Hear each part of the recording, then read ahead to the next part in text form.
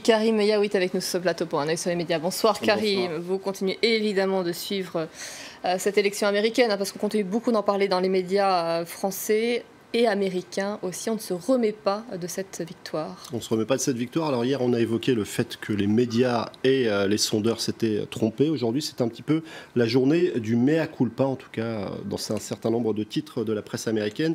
On découvre ensemble la une de Newsweek, Trump-Nadeau, une une qui qui est apparue aujourd'hui, notamment sur les réseaux sociaux, partagée. Montée très rapidement toutes ces très rapidement, mais en réalité, du côté de Newsweek et du côté d'un certain nombre de médias américains, on avait plutôt tablé sur une victoire de Hillary Clinton.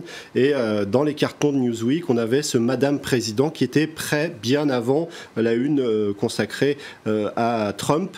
Alors évidemment, du côté des médias, on tente de trouver des explications, mais on se flagelle un petit peu aussi. Un édito sur le site du Washington Post signé Margaret Mitchell qui écrit: pour parler franchement, les médias ont manqué un rendez-vous avec l'histoire. On retrouve un texte avec la même tonalité, cette fois-ci du côté du New York Times, signé Jim Rutenberg, qui écrit: la technologie et la modélisation sophistiquée des données n'ont pas pu sauver le journalisme américain, encore une fois, à la traîne de l'histoire, mais aussi à la traîne du reste du pays. On s'interroge toujours dans les médias, du côté de USA Today, comment les sondeurs ont-ils pu se tromper à ce point.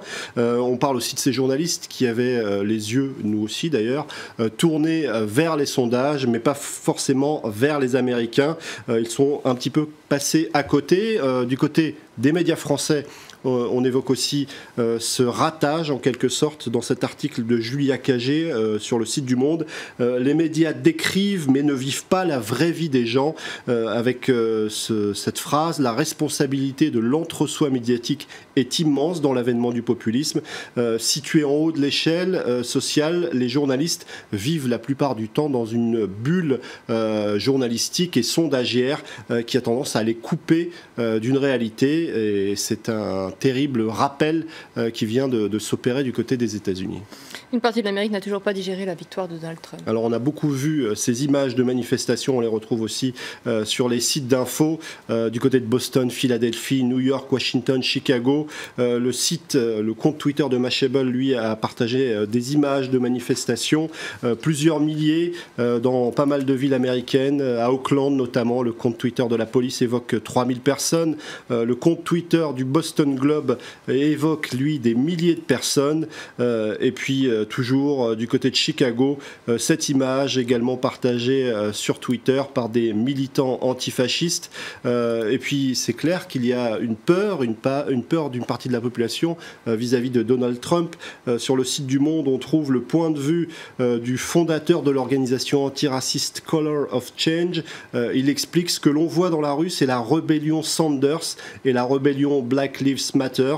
Et clairement, du côté de cette partie de l'opinion, on a du mal à accepter l'idée d'un Trump président. Et sur Twitter, comme dans la réalité, il y a un clivage très fort. Il suffit de regarder par exemple ces deux tweets. Cet internaute qui explique: Trump n'est plus aujourd'hui une star de la télé-réalité, ce n'est plus la personne dont on se moque depuis son salon. Donald Trump est le leader du monde libre. Et cet internaute qui lui rétorque avec ce hashtag Never my President of the United States.